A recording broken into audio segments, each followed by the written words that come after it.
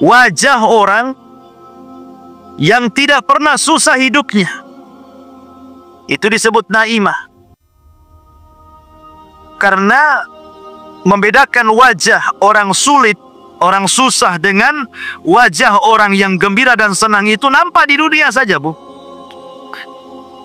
Ada anak kecil usia 3 tahun, umpama. Yang satu anak pejabat. Ya, hidupnya di gedung mewah. Fasilitasnya luar biasa. Bajunya bagus-bagus, makanannya enak-enak, terawat, ada AC-nya, ada pembantunya. Semua nikmat isi rumah. Dengan anak usia 3 tahun tinggal di Ruli. Kan beda, Bu, ya? Ya, sudah ngontrak, kemudian cuman 2 meter pula tingginya, pakai seng kalau panas kayak di open. Nggak punya pakaian. Makanannya juga kadang ada yang dimakan, kadang enggak. Coba kumpulkan 2 anak itu. Kan nampak tuh bedanya, kan? Iya. Nampaklah bedanya. Kalau anak yang orang susah sekali, kan, bajunya saja kadang-kadang penuh dengan pulau. Ya, entah pulau apa tuh di bajunya tuh. Karena nggak mampu membeli Baiklin-nya untuk nyuci. Ya, yang penting dikucek sajalah ya. Kemudian dari kulitnya juga beda gitu. Tetapi anak orang kaya kan nampak. Itulah disebut kalau ada orang hidup di tempat nikmat, maka disebut wajahnya itu disebut naimah, berseri-seri. Jadi orang yang mendapatkan nikmat dengan orang yang tidak akan dapat nikmat itu dari wajahnya nampak, Bu. Orang kalau senang, kalau orang awam itu senang-senang, kadang-kadang siul nggak jelas, kan? Senyum, siul gitu ya. Tapi kalau lagi sulit tuh diem, kemudian mukanya masem, punya emosi gitu ya. Kan nampak tuh. Di dunia saja nampak tuh naimah dengan tidak naimah tuh. Apalagi di sorga. Saya contohkan sebuah hadis. Didatangkan nanti di hadapan Allah pada hari kiamat min an'ami ahli dunia. Orang ini ketika di dunia termasuk orang yang paling diberikan nikmat. Bayangkan bahasa hadis menggunakan isim tafdil, an'am ahli dunia. An'am itu artinya tidak ada kenikmatan kecuali Allah berikan kepada dia. Rumahnya megah gitu ya, uangnya banyak, fasilitas nikmatnya, pokoknya hidupnya sejak lahir sampai mati senang saja, tak pernah susah. Tetapi Allah takdirkan dia termasuk penduduk neraka. Didatangkan di hadapan Allah tuh. Kemudian oleh Allah dicelupkan sekali celupan ke neraka, diangkat lagi. Kemudian Allah tanya kepada dia, hal marra bika min ni'amin qad. Kamu selama di dunia, dari mulai lahir sampai usia kamu anggaplah 100 tahun, kau tidak pernah sulit. Setelah aku celupkan kau ke neraka, masih terbayang nggak kenikmatan itu? Dia mengatakan, wallahi ma marra bi min ni'amin qattun. Demi Allah, tidak ada kenikmatan yang sudah pernah saya alami di dunia terlintas sedikit pun tidak. Padahal sejak bayi sampai mati dia senang saja. Tapi sekali dicelupkan di neraka, hilang tuh semua memorinya. Nggak terbayang lagi dia dulu punya mobil, dia dulu punya rumah, dia dulu punya kebun, dia dulu punya uang, dia dulu makan enak, istrinya cantik, dan nggak lagi, hilang udah. Nggak terbayang sedikit pun, bayangkan. Begitu ngerinya neraka, baru dicelupkan saja tuh. Tetapi kata Nabi SAW, ada orang yang dihadapkan kepada Allah min akhbasi ahlil ardi, termasuk orang yang paling susah sejak lahir sampai mati, tidak pernah senang hidupnya. Susah, tidak punya rumah, hidup di bawah jembatan, cari rizki pun susah, kadang harus minta-minta, menahan malu. Pokoknya susah lah. Semua kesusahan ada pada dia sejak lahir sampai mati. Tetapi dia termasuk ahli jannah, penduduk surga. Kemudian Allah panggil, Allah celupkan di sorga. Kemudian habis dicelupkan, diangkat lagi dari sorga. Kata Allah, hal marra bika min bukhsin qad. Apakah masih ingat keperitan hidup dulu kau di dunia, kau diusir sana sini, dihina sana sini gitu ya, masih teringat nggak? Dia mengatakan, demi Allah tidak teringat sedikit pun. Hanya gara dicelupkan di sorga, semua memori susah di dunia itu hilang semua. Seperti itu gambaran neraka dan sorga. Lah di akhirat itu orang-orang yang beriman memiliki 4 wajah. Di akhirat itu orang-orang yang beriman memiliki 4 wajah. Wajah yang pertama yang Allah firmankan, yauma tabyaddu wujuh. Pada hari itu di akhirat ada wajah-wajah yang sangat putih bersih. Kapan itu? Di permulaan hisab. Ketika dia membaca catatan kebaikannya, maka wajahnya menjadi putih bersih. Ini yang pertama. Kemudian yang kedua, wajahnya musfir. Musfir itu artinya dari wajah yang sudah putih bersih terpantul cahaya. Wajahnya penuh dengan cahaya. Ya, bahasa ibu-ibu apa? Glowing itu apa namanya dah? Yang sudah putih kok glowing lagi kan itu. Jadi timbul tuh cahaya tuh. Kapan itu? Saat selesai membaca catatan. Dari wajahnya yang sangat putih bersih terpancar sinar. Sudah putih bersinar lagi. Musfir. Wujuhu yawma idin musfirah, dhahikatu mustabsirah. Dan dia pun tertawa karena senang. Ini 2 wajah sebelum masuk surga. 2 wajah ini sebelum masuk ke dalam surga. Awal hisab dan akhir hisab. Ketika masuk ke dalam surga, inilah wajah yang disebutkan dalam surah Al-Ghasyiyah. Wujuhu yawma idin naimah. Ketika dia melihat surga dengan istana-istananya, dengan sungai-sungainya, dengan taman-tamannya, dengan para pembantunya, dan begitu seterusnya, mulai dia berseri-seri, senyum, kan? Kan begitu Bu, kalau lihat nikmat tuh kan di dunia saja senyum Bu ya. Ibu kemudian ketiban duren. Bukan asli ya, kalau asli habislah kepala. Maksudnya ketiban duren, tahu-tahu dapat uang banyak miliaran. Kan senyum-senyum saja. Kenapa? Tenang, utang rumah selesai, utang kulkas selesai, utang ini selesai, semua selesai. Senyum aja dia kan. Itu kau dapat nikmat. Tapi kalau datang tagihan listrik Bu, itu kan lain tuh. Udah stres nih, listrik mau naik nih. Jadi di dunia saja nampak gitu kalau melihat sebuah nikmat itu, apalagi di sorga yang kenikmatannya tidak bisa dilihat, baru mereka lihat, kenikmatannya tidak bisa didengar dan tidak pernah mendengar. Di dunia tiba-tiba betul-betul dia mendengar. Di akhirat seperti apa? Melihat, mendengar, dan sudah tidak dibayangkan karena sudah di dalam sorga. Ya tentu wajahnya naimah berseri-seri. Kemudian yang terakhir adalah wajah-wajah yang radhiyah. Yang radhiyah itu senang, redha gitu ya. Orang redha kan senang Bu. Di dunia saja orang redha itu senang. Walaupun susah, yang penting kan redha gitu ya. Ini 4 wajah bagi ahlul imani wal islam. Bagi orang yang beriman dan orang Islam. Wujuhun yawma idzin naimah lisa'iha radiyah. Mereka redha, mereka senang karena usahanya sendiri. Ibu kalau sholat kemudian habis sholat senang karena ibu sudah melaksanakan perintah. Kemudian ibu puasa, senanglah kalau sudah berpuasa itu kayak senang plong gitu ya, ikhlas. Kapan lagi puasa Ramadan ditunggunya sama dia. Ya, asyik nengok almanak gitu ya. Kemudian ibu sedekah kayaknya puas. Kalau ngasih uang sama orang miskin itu kayak puas. Kapan lagi kalau saya punya rezeki saya kasih lagi gitu. Itu namanya radhiyah. Kalau orang beribadah seperti itu saja Bu, radhiyah, itu di dunia itu senang sekali rasanya. Kayaknya plong gitu ya.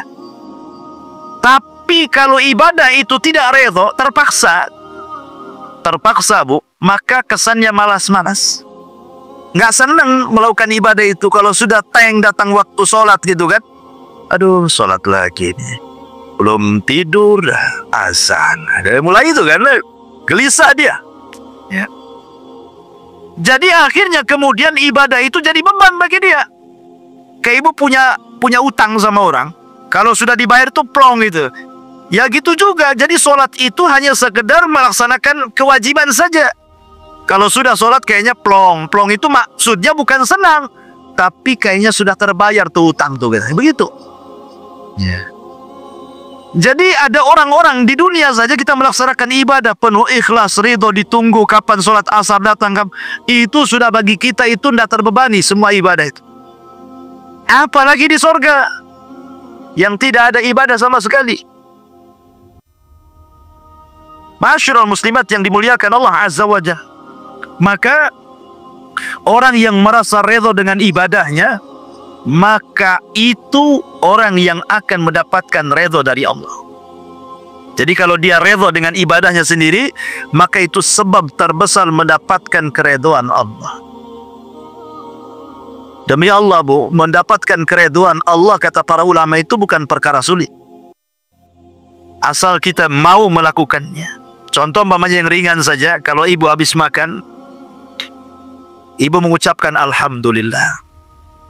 Habis minum, mengucapkan Alhamdulillah. Dalam setiap hal ibu katakan Alhamdulillah. Katakan Alhamdulillah ala kulli hal, pada setiap kondisi. Mau susah, Alhamdulillah. Ya sesusah-susahnya saya masih bisa makan. Terus sebelah itu sesusahnya dia susah sampai kurus. Dia masih bersyukur gitu maksudnya ya. Dengan yang ada itu masih disyukuri. Itu salah satu sebab terbesar ibu mendapatkan ridha Allah. Karena memang orang yang seperti ini menerima apapun yang diberikan oleh Allah Azza wa Jalla, itu syarat terbesar untuk dapat ridha. Ketika dia ridha dengan apa yang diberikan oleh Allah, maka Allah pun ridha kepada dia. Ketika dia tidak redha akan apa yang diberikan Allah, maka Allah pun tidak akan redha kepada dia. Karena orang yang tidak redha dengan pemberian Allah, biasanya dia menjadikan Allah itu objek celaan. Biasanya seperti itu. Orang yang tidak redha nih pemberian Allah, Allah jadi objek celaan kita.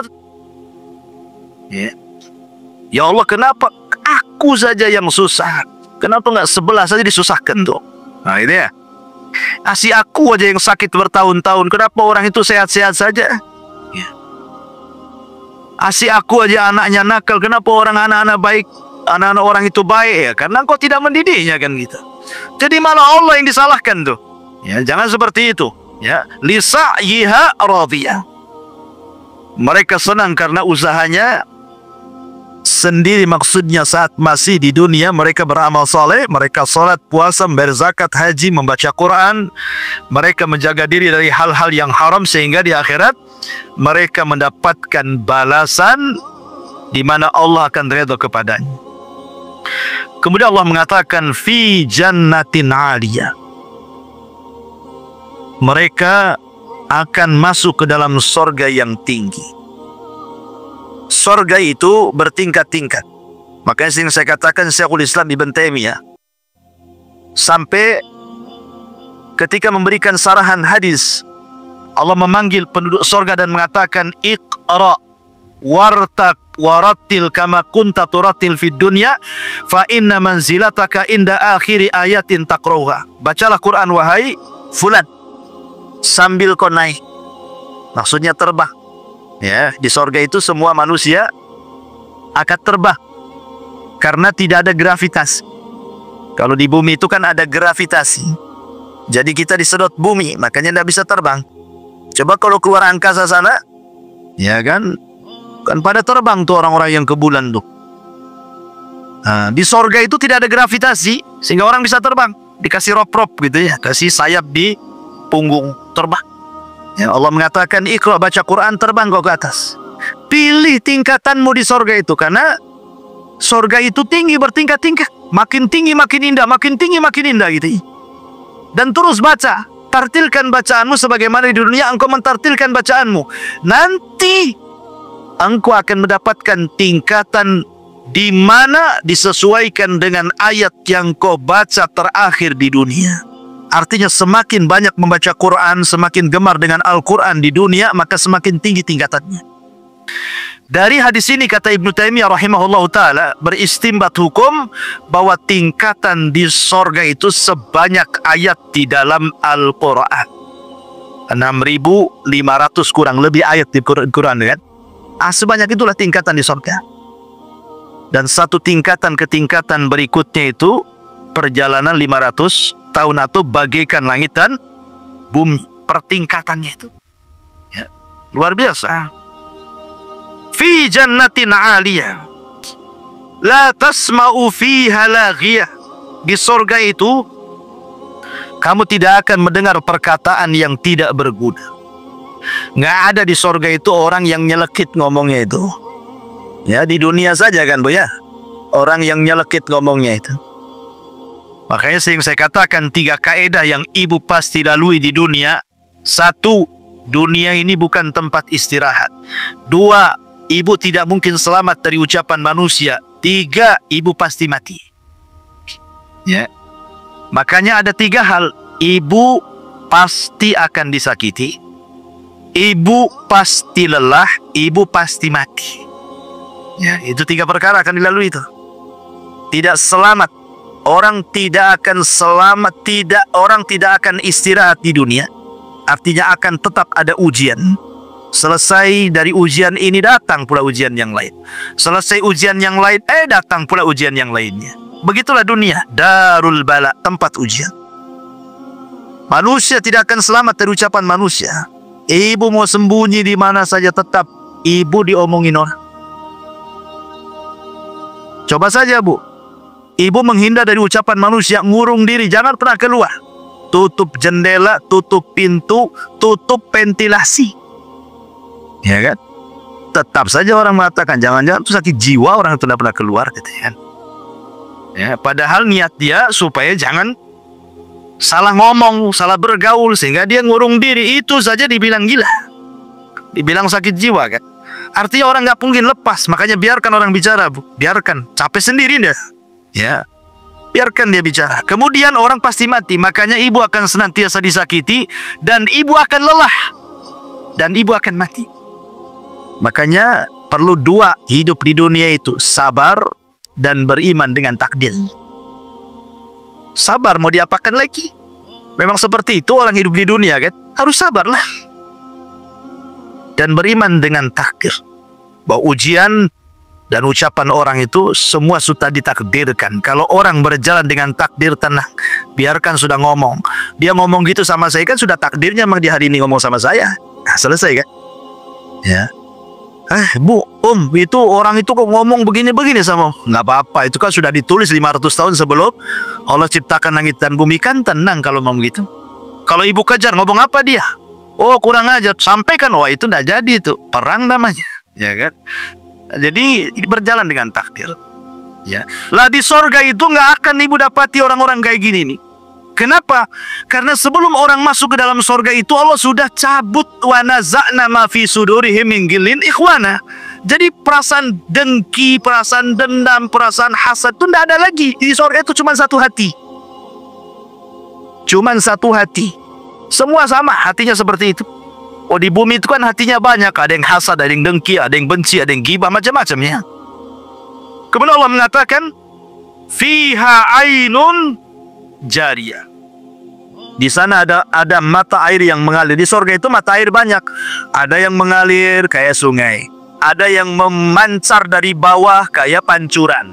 Ya, dari bawah ke atas tuh, memuncak gitu ya. Ada yang pancuran dari atas. Ya, kalau orang Jawa Barat bilang curug namanya ya. Itu muncrat dari bawah, dari atas ke bawah. Ada yang dari bawah ke atas, ya, memancur. Ada yang ya kayak kita di dunia lah, kita lihat. Seperti itu di sorga juga ada. Makanya kan kalau ada, gatel kali hidung ini. Jadi kalau ada nih, kita lihat tempat rekreasi coba kan, yang didatangi orang itu kan. Kayak kalau di Majalengka, di tempat saya itu Banyak curug tuh biasanya. Ada air terjun itu sampai meteran tinggi. Itu jadikan tempat wisata kan? Karena apa? Karena keindahannya. Orang datang semua ke situ. Sampai dari mana-mana daerah tuh ingin datang ke curug itu coba. Hanya pengen melihat air tumpah dari atas saja, itu saja. Sebagai dia. Lah di sorga lengkap, ada yang tumpah dari atas, ada yang muncrat dari dalam bumi ke atas gitu ya, dari dalam sorga ke atas, ada yang mengalir, lengkap di sorga itu. Lah salah satunya adalah fiha ainun jariyah. Ada mata air yang mengalir. Kalau mengatakan fiha sururun marfuah, di sana ada dipan-dipan yang ditinggikan. Dipan-dipan yang ditinggikan. Ada yang mengatakan, sebagian penafsiran, sur di sini artinya bidadari. Ya, bidadari. Termasuk kalau ibu-ibu Allah takdirkan masuk ke dalam sorga, maka ibu bagian daripada surur. Ya, karena ibu lebih hebat, lebih indah, lebih cantik dibandingkan bidadari. Sebagaimana perkataan Ummu Salamah. Ummu Salamah ngomong sama Nabi, "Ya Rasulullah, kenapa Al-Quran masih cerita bidadari saja dan tidak cerita orang wanita dunia yang masuk surga?" Jadi Ummu Salamah ini ngomong begitu ya. Kok di Quran kan semua kalau mensifati wanita-wanita itu, maksudnya wanita surga, yang disifati bidadari semua. Lah kami nih kalau masuk surga ya Rasulullah, bagaimana kondisi kami? Maka Rasul mengatakan, engkau wahai Ummu Salamah dan semua wanita dunia yang masuk surga jauh lebih indah dibandingkan bidadari. Kenapa? Karena Anda masuk surga dengan kepayahan. Dengan sholat, puasa, zakat, haji, macam-macam ya kan? Baru masuk surga. Sementara bidadari sudah ada di surga tanpa ada kepayahan. Dan marfu'ah di sini maksudnya marfu'ah itu dihilangkan. Marfu itu artinya dihilangkan, diangkat. Itu ada marfu ya. Maksudnya diangkat, baik tempatnya diangkat oleh Allah, baik kemudian pakaiannya juga betul-betul terangkat. Allah berikan sutra yang bermacam-macam lapisnya, termasuk juga diangkat dari semua aib dan cacat yang ada di dunia. Di sorga tidak ada. Ya, ibu tidak berak, ibu tidak kencing, ibu tidak mengeluarkan dahak, ibu tidak meludah, ibu tidak ada haid, ibu tidak nifas gitu ya. Ya, badannya pun tidak bau, keringatnya juga minyak misik yang keluar gitu. Kalau di bumi kan sesuai yang ibu makan kan keringat itu. Makan jengkol, bau jengkol keringat. Makan pete, bau pete kan itu. Jadi di sorga itu yang keluar ya keringat, karena beraknya penduduk sorga itu ya keringat. Kalau kita kan betul-betul kotoran yang keluar kan. Kalau di sorga itu makan nggak ada berhenti, tapi tidak buang hajat. Cara membuangnya dengan keringat itu. Dan keringatnya wangi. Jadi di sorga itu semua terangkat. Yang kurang-kurang cantik di bumi semua cantik di sorga itu. So, nggak perlu ke salon, nggak perlu tusuk sana, tusuk sini, benang sana, benang sini, silikon sana, silikon sini, nggak perlu. Ya di sorga itu sudah indah dengan sendirinya. Itu maksudnya marfu. Ada juga mentafsirkan seperti itu. Ya, ini cerita soal kenikmatan bidadari dan wanita-wanita yang masuk sorga ke dalam sorga di atasnya bidadari. Dan sekarang lagi viral ya, gara-gara seorang ustazah cerita bidadari jadi viral jadi di medsos itu. Ketika ada penggiat sosial justru meledek soal bidadari, naudzubillah. Ustazah ini bagus-bagus saja menceritakan tentang kenikmatan seorang laki-laki di sorga itu. Ya memang bidadari, karena Allah yang mengatakan dalam Al-Quran, zuyyina linnasi hubbus syahwat minan nisa kan itu. Laki-laki itu dicintakan syahwatnya yang pertama kali kepada wanita kan itu. Baru kemudian kepada yang lain. Tapi perempuan kan tidak. Kemudian komen juga. Kalau laki-laki dapat bidadari, perempuan dapat apa? Dapat Tupperware katanya. Astagfirullah. Ini kan kurang ajar bu ya. Perempuan itu kenikmatannya jelas banyak. Apa yang disukai di dunia Allah berikan di akhirat semuanya. Sesuai dengan fitrahnya kan gitu. Jadi ini masalah-masalah ilmiah. Jangan kemudian dibantah dengan lelucon. Bantah secara ilmiah kalau tidak suka. Ya namanya khilaf itu ya biasa dalam Islam. Tapi bantah secara ilmiah. Apalagi sampai kemudian mengucapkan kalimat jorok, naudzubillah. Tidak perlu saya ceritakan. Ya, ibu tonton di YouTube saja. Dan jangan lupa juga YouTube Humairah Channel.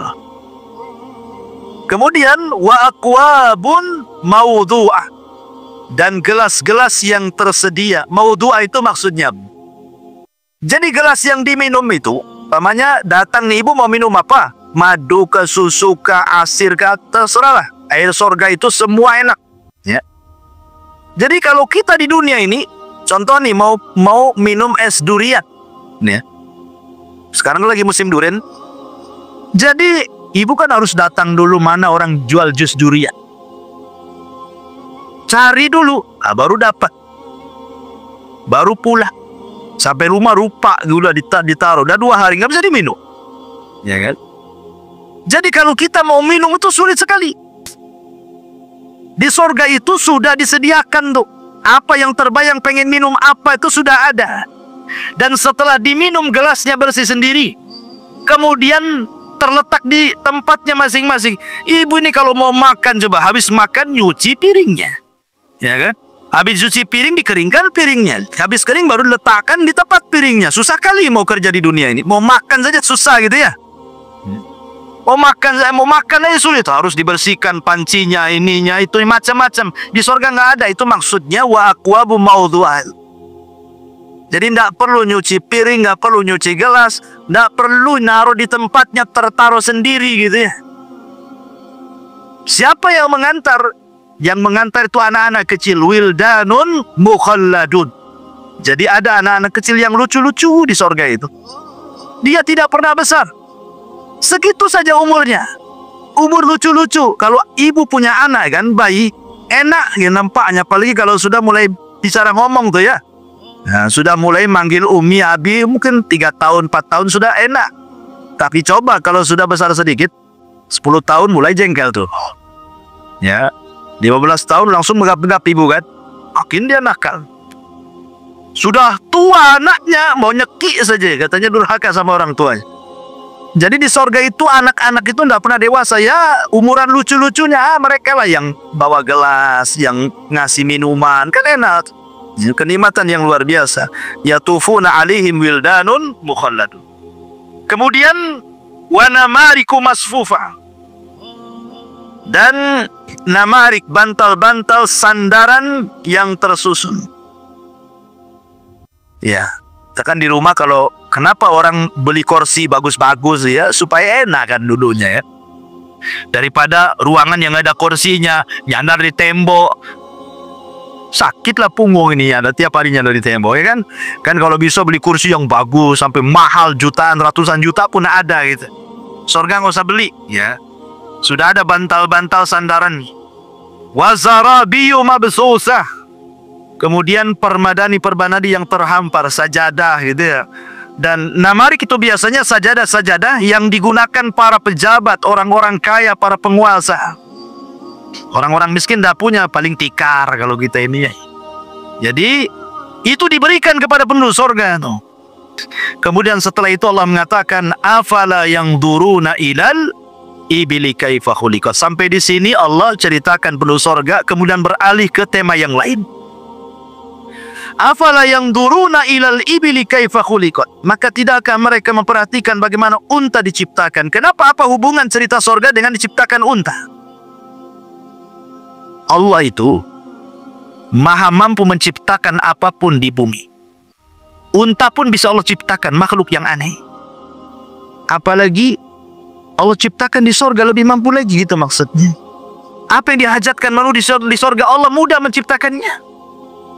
Jadi ketika Allah katakan, tidakkah kau lihat unta diciptakan, supaya kita berpikir tidak ada yang mustahil di sorga, itu semua tersedia. Di bumi saja ditampakkan bagaimana Allah ciptakan unta dengan mudah. Karena unta ini binatang yang aneh. Aneh sendiri. Satu-satunya binatang yang bisa hidup di padang pasir cuma unta. Kuda tidak bisa. Mati kuda. Karena unta itu kalau minum, kemudian dia taruh tuh minumannya di tempat dia, dalam tubuh dia, sehingga 3-4 bulan walaupun tidak mendapatkan air, dia tetap hidup. Bahkan terkadang orang-orang Badu itu, kalau mereka melakukan perjalanan di padang pasir, minumannya tidak kayak kita ditaruh di jerigen gitu ya, di aqua gelas tuh apa ya, di aqua botol, enggak, ditaruh di perut unta itu. Jadi kalau butuh minum tinggal dicucukkan aja, nanti keluar airnya. Simpanan unta tuh. Coba dia bisa menyimpan air dalam tubuhnya tuh. Kalau kuda 3 hari tak minum, matilah di padang pasir kepanasan. Ya, tapi unta luar biasa. Dan unta itu binatang yang paling jeli. Kalau dia pergi sekali saja, dia bisa pulang tanpa nyasar. Padahal padang pasir, kalau diinjak, datang angin, tertutuplah bekas injakannya kan.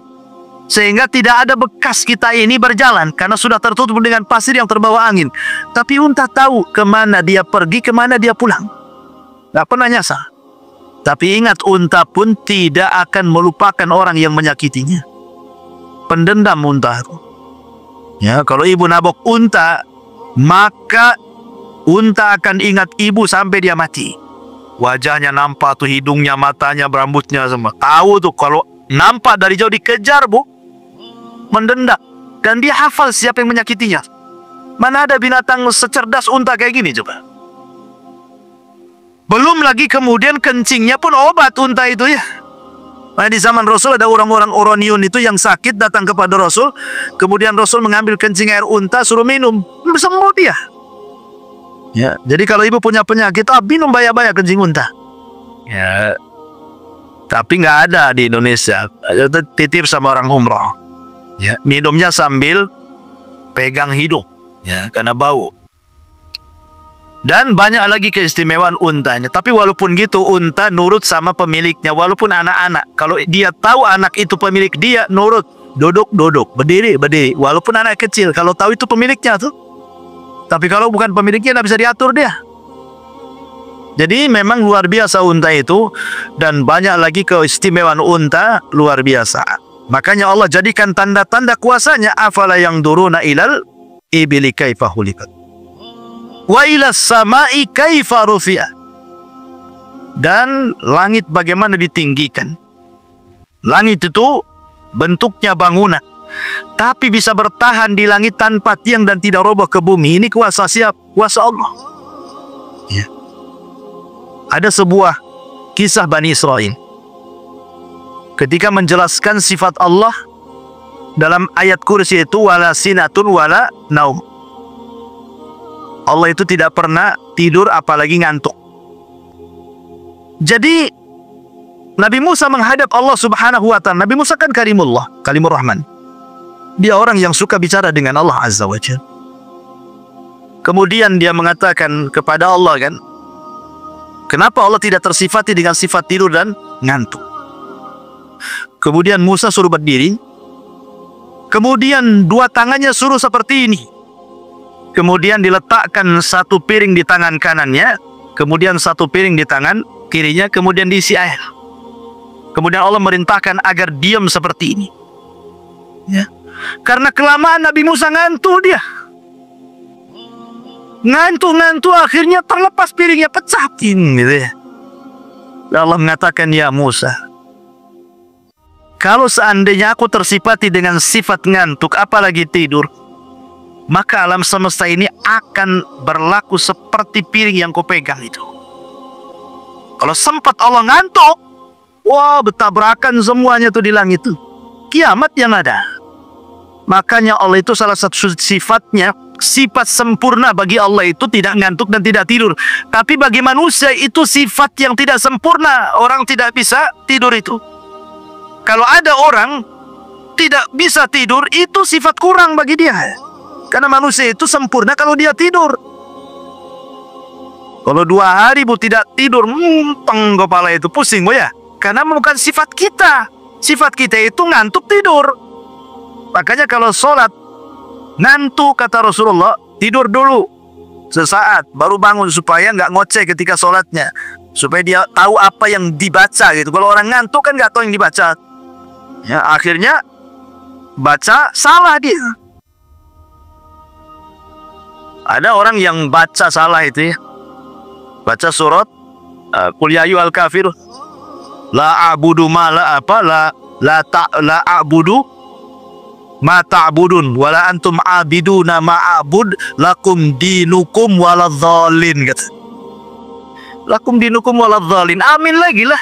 Kan jadinya kapan selesainya salatnya si ke Fatihah terus kan? Harusnya lakum dinukum waliyadin, lakum dinukum waladzalin coba. Ya karena ngantuk kan itu ya. Jadi bahaya orang ngantuk itu. Salah-salah jadinya baca Quran.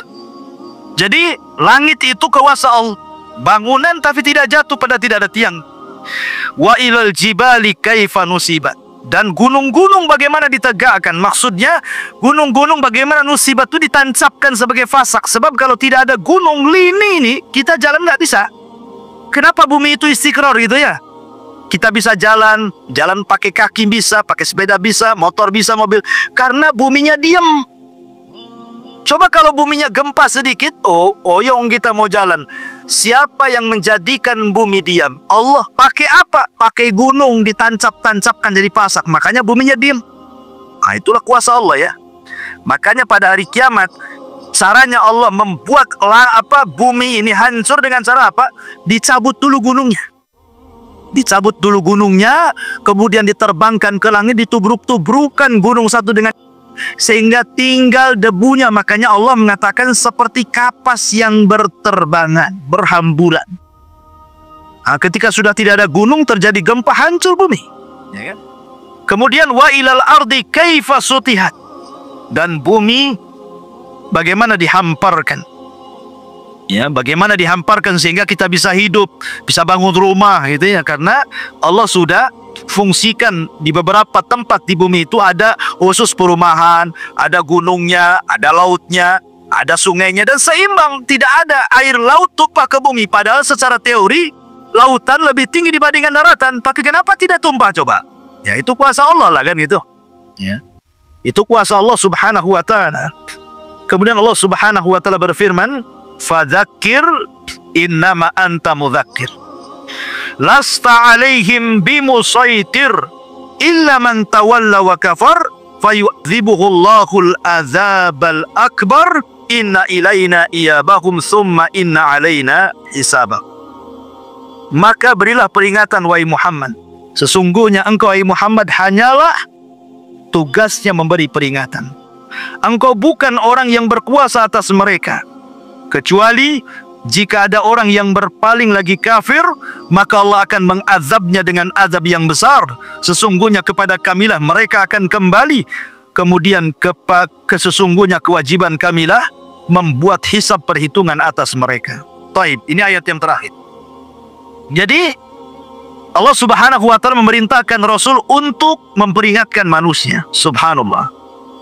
Kalau ibu sedikit saja memandang sejarah Nabi, bagaimana Nabi SAW berdakwah mengingatkan manusia itu luar biasa. Rasul itu berdakwah siangnya, malamnya, sembunyi-sembunyinya, terang-terangannya, menghabiskan waktunya, tenaganya, biayanya, hartanya, bahkan harta istrinya ludas untuk berdakwah. Walaupun demikian, tetap balasan orang-orang Quraisy itu ada yang mencaci, memaki, menghina, mengatakan Rasul gila, mengatakan Rasul tukang sihir, mengatakan Rasul pemecah belah. Akhirnya Rasul diintimidasi, akhirnya Rasul diusir. Terkadang ada rencana pembunuhan sampai hijrah dari Mekah ke Madinah.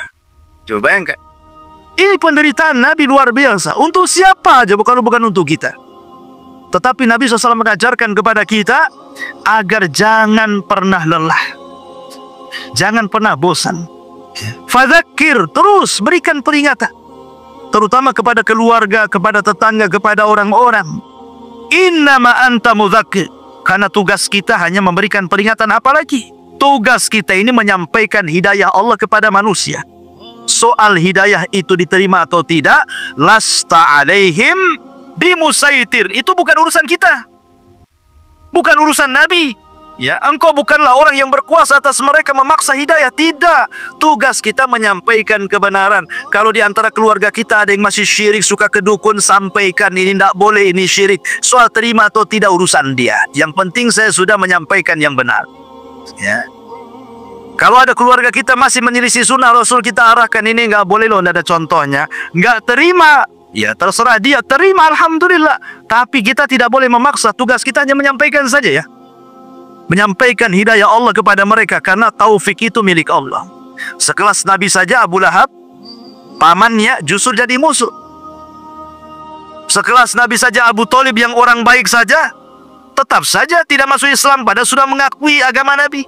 Mati kafir gitu. Karena hidayah itu milik Allah, dan para Nabi diuji seperti itu. Istrinya Nuh kufur, istrinya Lut kufur, ayahnya Ibrahim kufur, dan begitu seterusnya. Kenapa? Lasta alaihim bimusaidir illa man tawalla wa kafar. Ini balasannya. Kalau ibu sudah menyampaikan hidayah kepada manusia, tapi manusia menolaknya, malah berpaling kafir, itu bukan urusan ibu lagi. Itu urusan Allah. Fayu'adzibuhullahul adzabal akbar. Itu urusannya dengan Allah. Ada keluarga kita yang masih berbuat dosa, maksiat, syirik dan bid'ah dan begitu seterusnya. Ibu peringatkan mereka. Kau tidak mau, sudah, kewajiban ibu sudah selesai. Menyampaikan kebenaran. Tinggal dia dengan Allah urusannya. Itu maksudnya ya. Nanti itu ada urusan sendiri, perhitungan dia dengan Allah tuh. Wa yu'adzibuhullahul adzabal akbar. Maka Allah akan mengadab dengan adab yang besar. Kemudian Allah ingatkan dua perkara. Inna ilaina iyabahum summa inna alaina hisabahum. Sungguh kepada kamilah semua manusia kembali, dan kewajiban kami menghisab mereka. Inna lillahi wa inna ilaihi raji'un. Kita semua datang dari Allah dan akan kembali kepada Allah. Dan di sana ada hisab. Ingat bahwa setiap apa yang kita katakan, kita ucapkan, kita lakukan di dunia, semua ada pertanggungjawaban di hadapan Allah. Dan semua akan kembali kepada Allah, dan Allah akan menghisabnya. Ya, makanya kenapa kemudian khitab ayat ini diberikan kepada orang-orang Quraisy? Kenapa? Karena mereka salah satunya mengingkari adanya kehidupan setelah kematian. Maunya mereka itu bebas. Kalau habis maksiat kemudian mati, ya sudah selesai jadi tanah. Kalau seperti itu, kasihan orang baik. Kasihan orang yang dizalimi, tidak ada keadilan kan? Nih, ibu didolimi. Tiba-tiba kemudian orang yang mendolimi mati jadi tanah, ibu tersiksa sampai mati. Kan gak ada keadilan namanya ya. Makanya supaya ada keadilan, ada hisab di sana. Mungkin ibu tidak dapat keadilan di dunia, tidak ada masalah ya. Tapi di akhirat ada zat yang maha adil, yang mengadili manusia seadil-adilnya, yang tidak ada satupun hakim di dunia yang mampu menghukum seadil Allah subhanahu wa ta'ala. Maka menjadi ketenangan bagi kita ya. Kalau seandainya kita disakiti, kita diuji, semua ada hisabnya di hadapan Allah subhanahu wa ta'ala. Dari sini selesailah tafsir surah Al-Ghashiyah secara singkat tuh ya. Kalau terlalu lebar, pertama juga capek ngomongnya, yang kedua juga waktunya panjang. Baik, kita adakan tanya jawab, silakan.